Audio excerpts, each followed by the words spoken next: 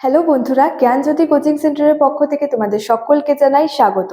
আজকে আমি তোমাদের সঙ্গে যে টপিকটি নিয়ে আলোচনা করব সেটি হচ্ছে পুরাণ সম্পর্কে। পুরাণ সম্পর্কে বিষয়টি শুরু করার আগে তোমাদেরকে একটা ছোট্ট ইনফরমেশন দিতে চাই।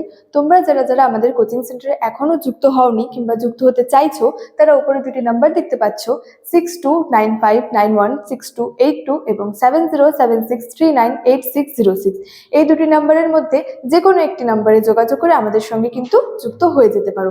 দেরি না করে আজকের বিষয় সম্পর্কে আলোচনা শুরু করছি। দেখো, পুরাণ পুরাণ বলতে বোঝায় হচ্ছে প্রাচীন। তো খ্রিস্টপূর্ব ষষ্ঠ শতাব্দীর পূর্বেকার ইতিহাস জানার কিন্তু প্রধান উপাদানই হলো হচ্ছে এই পুরাণ। তো এই পুরাণ কিন্তু প্রাচীন ভারতের ইতিহাসের একটি গুরুত্বপূর্ণ উপাদান এবং এই পুরাণের গুরুত্বও কিন্তু অপরিসীম।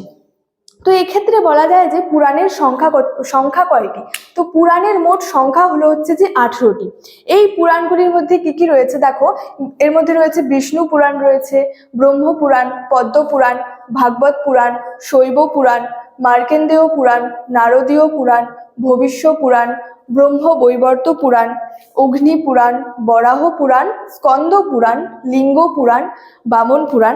এছাড়াও রয়েছে হচ্ছে মৎস্য পুরাণ, গরুড় পুরাণ, কুর্ম পুরাণ এবং ব্রহ্মাণ্ড পুরাণ। এই হলো টোটাল হচ্ছে 18টি পুরাণের নাম।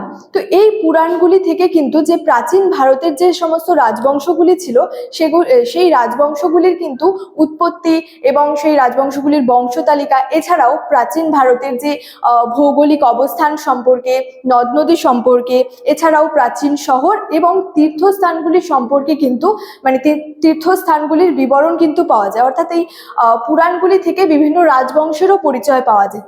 এবং এক্ষেত্রে বলা হয়েছে যে যে সমস্ত রাজবংশের এখানে আর কি উল্লেখ রয়েছে, তার মধ্যে সবচেয়ে উল্লেখযোগ্য রাজবংশগুলি হলো যে হর্ষাঙ্ক বংশ, শৈশুনাগ বংশ, নন্দ বংশ, মৌর্য বংশ, শুঙ্গ বংশ এবং হচ্ছে সাতবাহন।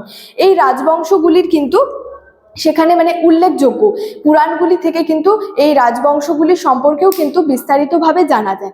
তো এটা বলা যায় যে পুরাণ বলতে আরও বোঝায় যে প্রাচীন কাহিনীকে বোঝায় এবং যে ধর্মীয় অনুশাসনের সংক্ষিপ্ত সারকে কিন্তু বোঝায়। অর্থাৎ পুরাণ বলতে প্রাচীন কাহিনী এবং ধর্মীয় অনুশাসনের যে সংক্ষিপ্ত সারকেও কিন্তু বুঝিয়ে থাকে। এবং এই পুরাণগুলির মধ্যে বিশেষভাবে উল্লেখযোগ্য বিষ্ণু পুরাণ, বায়ু পুরাণ, মৎস্য পুরাণ, এগুলি পুরাণ কিন্তু বিশেষভাবে উল্লেখযোগ্য। এছাড়াও পুরাণের সংখ্যা তো বললামই যে পুরাণের সংখ্যা রয়েছে 18টি এবং সেই 18টি পুরাণের নামও কিন্তু আমি এখানে লিখে রেখেছি এবং তোমাদের সঙ্গে কিন্তু আমি আলোচনাও করলাম। তো এটাই বলা যায় যে পরিশেষে প্রাচীন ভারতের ইতিহাসের উপাদান হিসেবে কিন্তু এই পুরাণগুলির গুরুত্ব কিন্তু অপরিসীম। এবং পুরাণ থেকে বিভিন্ন রাজবংশ সম্পর্কে জানা যায়, বিভিন্ন রাজবংশের যে বংশতালিকা, উৎপত্তি সংক্রান্ত মানে উৎপত্তি সম্পর্কেও কিন্তু এই পুরাণগুলি জানতে সাহায্য করে। অর্থাৎ প্রাচীন ভারতের ইতিহাসের উপাদান হিসেবে এই পুরাণগুলির গুরুত্ব কিন্তু অপরিসীম। তো এই ছিল আজকে আলোচনার বিষয়। তোমাদের ভিডিওটি ভালো লাগলে অবশ্যই লাইক, কমেন্ট এবং বন্ধুদের সঙ্গে শেয়ার করতে কিন্তু একদমই ভুলবে না। তোমাদের সাথে দেখা হবে পরবর্তী ভিডিওতে নতুন কোনো টপিক নিয়ে। ততক্ষণের জন্য ভালো থেকো, সুস্থ থেকো। Thank you so much. Thanks for watching.